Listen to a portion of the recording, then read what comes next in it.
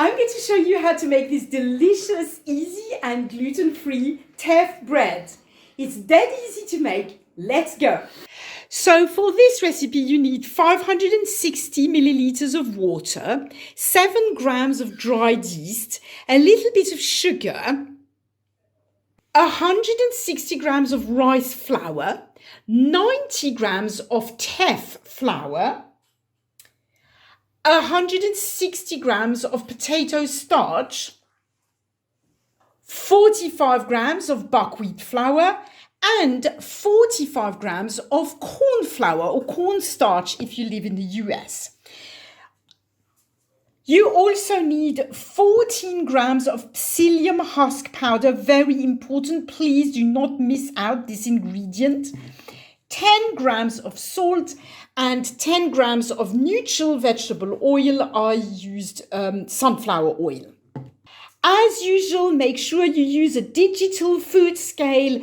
Gluten-free bread baking is very precise. You need to have the exact measurements right.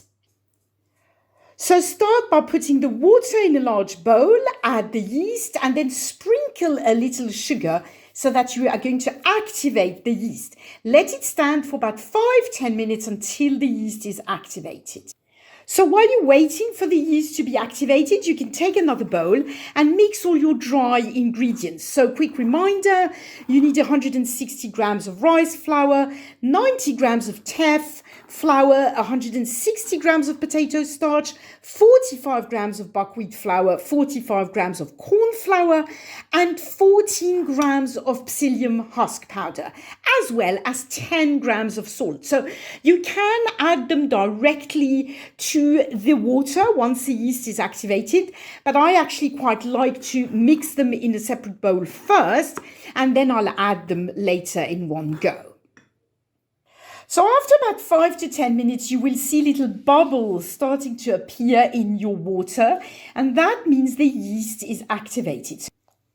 So you can now add the 10 grams of sunflower oil and the gluten-free flours that you mixed in your other bowl. And now all you need to do is give all this a really good mix. So that's it. That's what it should look like when it's all really well mixed.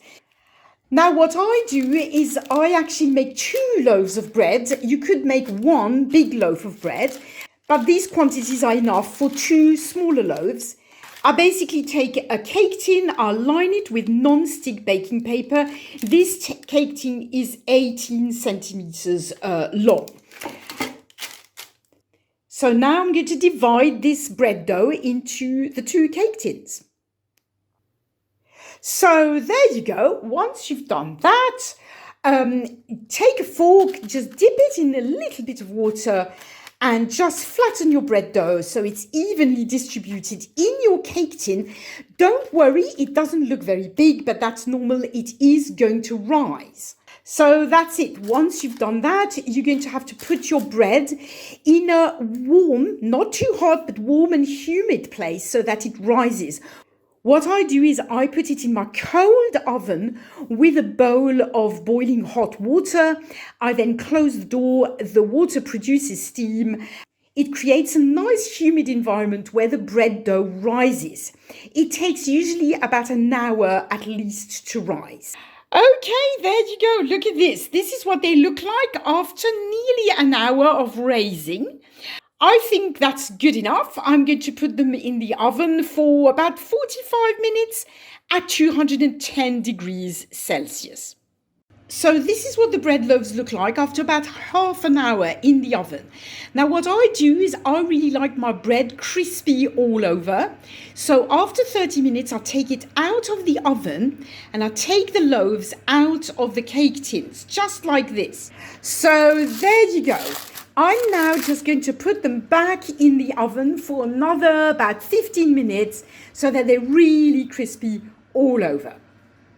And that's it. Look at this. 2 perfectly delicious gluten-free loaves of bread. I hope you enjoyed this video and I hope you'll find this bread as delicious as we all do. Let me know in the comments if you have any questions, if anything doesn't work out quite the way you wanted it to. I'll be very, very happy to help. Do you have a special request for another kind of bread or another kind of gluten-free good? Just let me know in the comments as well. If you want to see more of my videos, give this one a like and subscribe to my channel so you'll be notified every time I publish another video. Bye for now.